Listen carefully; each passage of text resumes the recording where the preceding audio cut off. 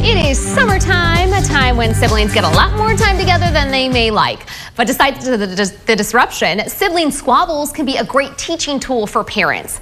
Clinical psychologist Corey Gonzalez joining us this morning to talk about how to keep the battles at bay and help your kids work through them. Corey, thanks for coming in as always. Good morning, Maddie. How are you? Great to see you. I have been dealing with this a little bit myself already. Even though the kids are in summer school, it's a shorter day. We definitely have more time together, which I love. But of course, there are those fights to deal with. Well, you're sharing your space a lot with your kids. The kids are competing over the iPad, their electronics, the toys, their parents' attention. But this can be a crucial time for your kids, Maddie, because how they get through this can impact their social development, their ability to make healthy attachments.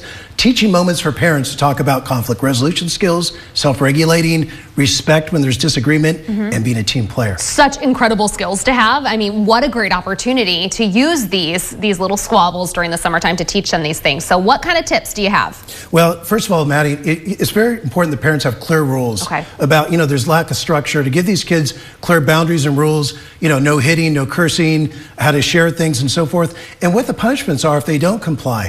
For younger kids, sometimes you might want to give them a timer on things. Kids are a little bit older, maybe a behavioral checklist.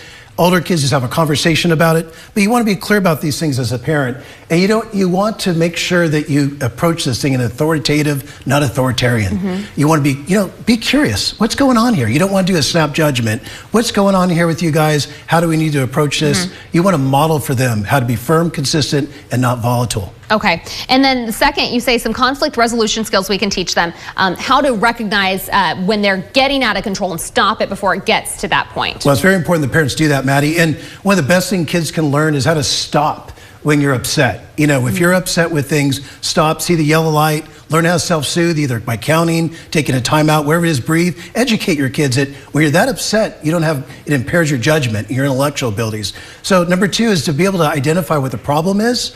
And also number 3, find what possible resolutions to this problem.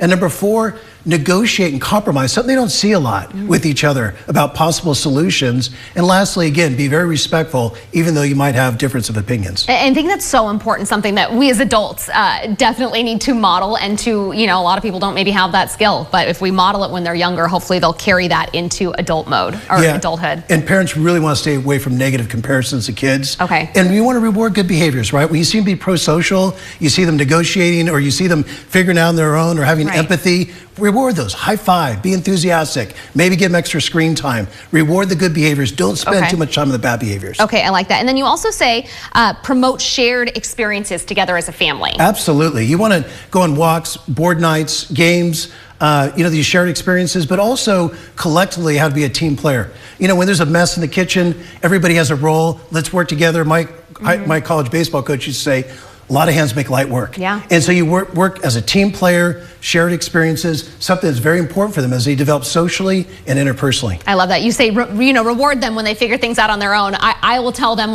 if you don't all share it without fighting, I'll just take it away. I'm not going to tell you how to do it. Just figure it out yourselves. Is that okay or not? That's a great skill, Maddie. Okay, good. You're facilitating that, and then they know it. You're not imposing it on them. Right. Parents, you need to spend time with your kids. These are valuable lessons for their social development and their ability to make healthy attachments. If you teach them these skills, they're going to do well in life. Absolutely. Dr. Corey Gonzalez, thank you for coming in as always. We appreciate it. Always a pleasure, Maddie. Hopefully it's a more peaceful summer now.